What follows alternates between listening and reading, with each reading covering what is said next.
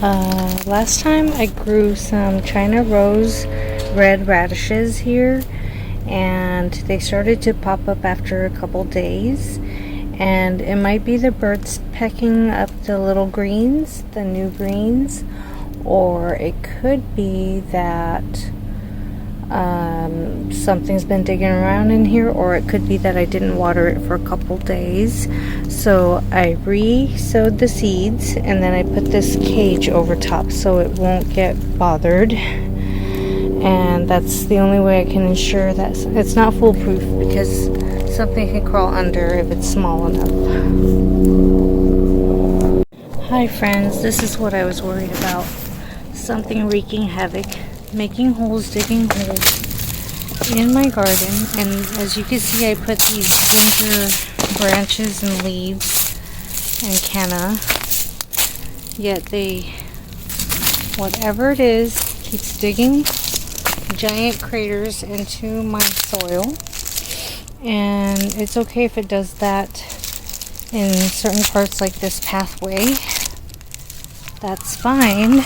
But when I'm trying to grow things and they make holes in my garden beds, it really upsets me. Here's another crater, another crater, another crater. Whatever it was, it had dug where I was trying to grow these snap peas and snow peas, so it made a big giant hole right there. Completely dug up that area over there.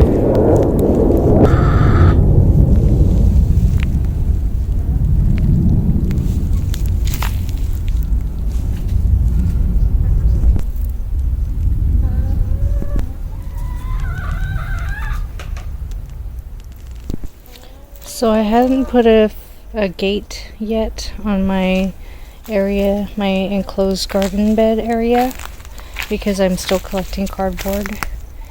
And let's see, whatever it was got into my garden bed and made a bunch of holes in my garlic and allium bed, which is really upsetting. I have a few alliums growing. So frustrating.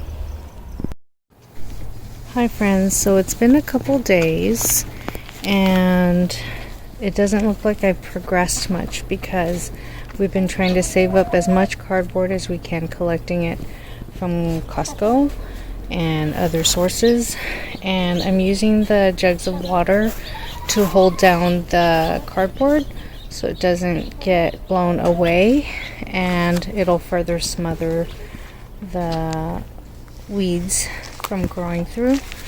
Now in this fire ring, it already started making a hole underneath, and it looks like weeds are starting to come up, so I'll have to take care of that. So that one did not have enough cardboard underneath it, so I plan on putting thick layers over here so I don't have to worry about it later on. And so this is going to be the onion, garlic, allium bed. This one has Elisa Craig onions and cilantro, and I just filled that one in with soil, but have not yet added any seeds yet. And I found out something today, because I've been struggling to try to get cardboard to fill this area up, so it's going to be a work in progress. That's going to take longer than usual. And I have yet to get my husband to put a gate on this, so I've been using these concrete mixer containers to keep out any raccoons or opossums, which they have been getting in sometimes. So something got in here. It kind of made this fall over, and you can see the prints. Look at that print. It looks pretty big. A paw print. What has that kind of print, if anyone knows? We've also been cutting our bougainvillea down and putting it alongside the chicken run, so nothing can really, like, it'll help deter things from digging under and getting to our chickens. Another limiting factor to filling that enclosure with garden beds is the fact that I don't have enough garden beds. So I was staring at this fire ring, and it's been in here for about the last two seasons, and I wanted to pull up the fire ring to plant things in a new area in the fire ring, and I was afraid to, but now that I noticed that it cut through as the cardboard degrades, I can now use this fire ring. Originally, I put this cardboard here to smother the weeds that were down here, and it was a pseudo compost pile, but I didn't trust using it straight up to plant things in because there were weed seeds, like for grass and stuff. So I just threw some cardboard down, and then I threw this fire ring on top, filled it with soil, and planted straight away in there. So it did what it had to do. And the reason why I was afraid to pull up the fire ring was I was afraid all this soil will come falling out and it'll be slanted and everything, but it's actually pretty much settled in there into the ground, so I can safely pull up the fire ring, and it'll for the most part stay in this position in this garden bed. The Cuban oregano is suffering because it does not like the cold. So I'm going to have to start covering my plants with plastic. So today I'm going to take this fire ring out, or possibly tomorrow, move it to my enclosed spot, and for that I need more cardboard, a thicker cardboard layer, and then I can start a new bed in the enclosure over there. Another thing I am going to do is I've shredded quite a bit of paper for the chicken coop that I cleaned just a couple weeks ago. So what I'm going to do is, since I have some pineapple mint from my front yard, I pulled them out because it was kind of going in my path, and I'm going to chop it into smaller pieces and throw it in the coop and let it dry, and also add fragrance to the coop and also deter pests. Hi friends, so recently I got a hold of some leaves that were falling off the tree in the sidewalk areas. So I got 3 bags full. And unfortunately, this kind of tree, I'm not sure what kind it is, but it has bits of the stem that come off along with the small leaves. I thought it would be an easy scoop, like I can scoop it up in the dustpan and stick it in this bag easily.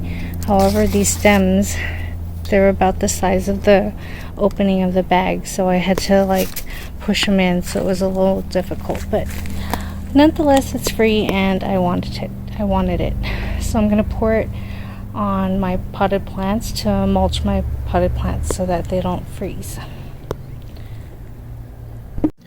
So here I have spread some of the pineapple mint, and as it dries out it will still stay scented and it smells like pineapple, and it'll make the coop kind of be fresher. And I still have more in the front. This was just half of what I was pulling out, so I'll do it again in a little bit. I also have I also put DE in here earlier, and I also have a special straw that has DE and sweet PDZ, so all of that helps to keep the odors down. So I did spread those leaves.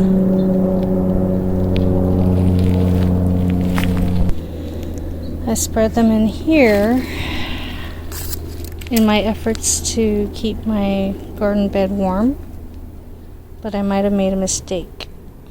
So you put the leaves kind of just in pots and things to keep the plants warm and insulated.